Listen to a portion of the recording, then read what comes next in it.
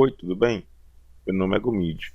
Nesse vídeo de hoje nós vamos responder a verificação de aprendizagem da disciplina de Linguagem e Técnica de Programação do curso de Engenharia Elétrica do módulo 4. Bom, o primeiro exercício ele diz o seguinte: cria uma função em Python que receba uma lista como argumento. O programa deverá calcular e retornar a variância desses elementos. Ela pode ser obtida através da expressão variância igual ao somatório de x em uma determinada posição menos a média elevado ao quadrado. E esse somatório ele é dividido por n, que é a quantidade de elementos. Então vamos ao exercício. Bem, na linha 10 foi criada uma lista para realizar o teste, foi chamado o print e invocada a função. Nós chamamos a função de var e ela recebe uma lista. O var, na primeira linha dele, na linha 2 aqui do nosso código, ele calcula a média. A média seria o quê? A soma dos elementos dividido pela quantidade dos elementos. Tendo a média, criamos uma variável v, recebendo 0, e fazemos um for, que vai rastrear todos os elementos da lista. Na sequência, o nosso v ele vai estar acumulando a potência de 2 do elemento i menos a média. E em seguida ele retorna o v dividido pela quantidade de elementos. Vamos ao próximo exercício. O exercício 2 tem o seguinte enunciado: cria uma função em Python que receba um texto. O programa deverá processar e retornar o texto com os caracteres embaralhados aleatoriamente. Então vamos à resposta. Foi criado um método chamado embaralhar, onde ele recebe um texto.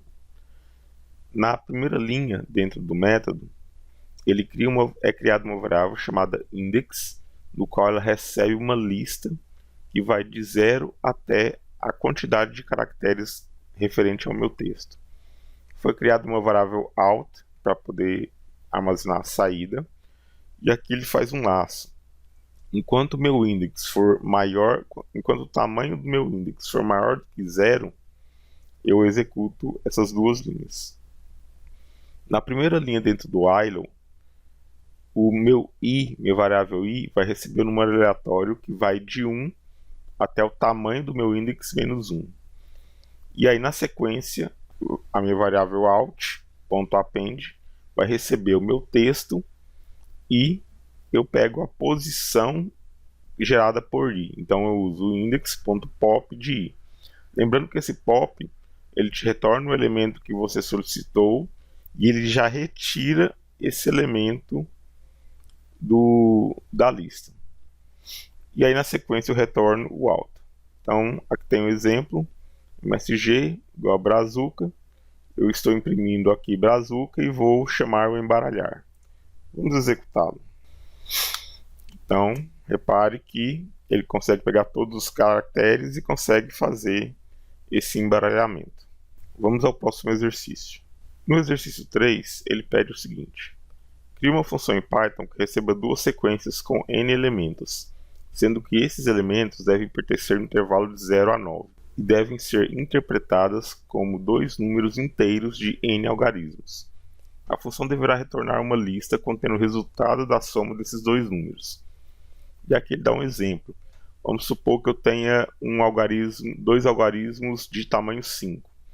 Então eu tenho duas sequências, essa é a primeira sequência e essa é a segunda sequência. O valor retornado será uma lista somando essas duas sequências. Vamos então à resposta. Foi criada uma função chamada soma, no qual ele recebe a lista A e a lista B. Foi criada uma lista C, que atualmente está vazia, e foi criado o SOB. Esse SOB ele vai armazenar um valor quando a soma excede o valor de 10. Aqui, nesse for, o meu i ele vai ter um range onde vai ter o tamanho de A até o valor 0. Então, se o meu A é de 5 elementos, então meu range vai de 4 até 0. Então essa seria a configuração para você fazer um range inverso. Em vez de ser crescente, seria decrescente. Foi criada uma variável A S, e recebe o valor de A, o valor de B, mais o sobe.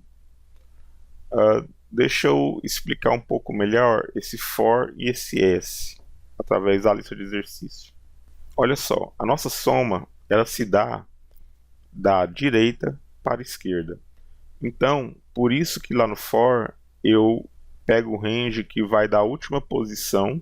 Já que a minha lista ela lê da esquerda para a direita, eu preciso começar da última posição até a primeira. Então, por isso que meu range começa na última posição. O SOB, ele funciona da seguinte maneira.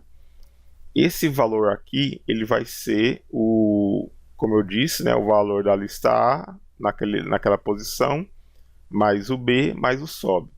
Como vocês viram lá no código, o SOB inicialmente vale 0. Então seria 8 mais 9, que daria 17. Então eu tenho que pegar o resto de 17 por 10, que daria 7, e adicionar esse 1 na variável SOB, para que ele possa ser somado na próxima sequência, que seria, por exemplo, 5 mais 5 mais 1.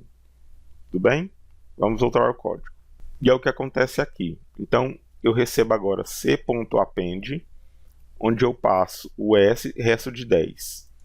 Ou seja, se naquele exemplo que acabei de mostrar ele deu 17, então esse s resto de 10, ele me retorna o valor 7, que é o resto da divisão. E o sob me retorna a divisão mesmo.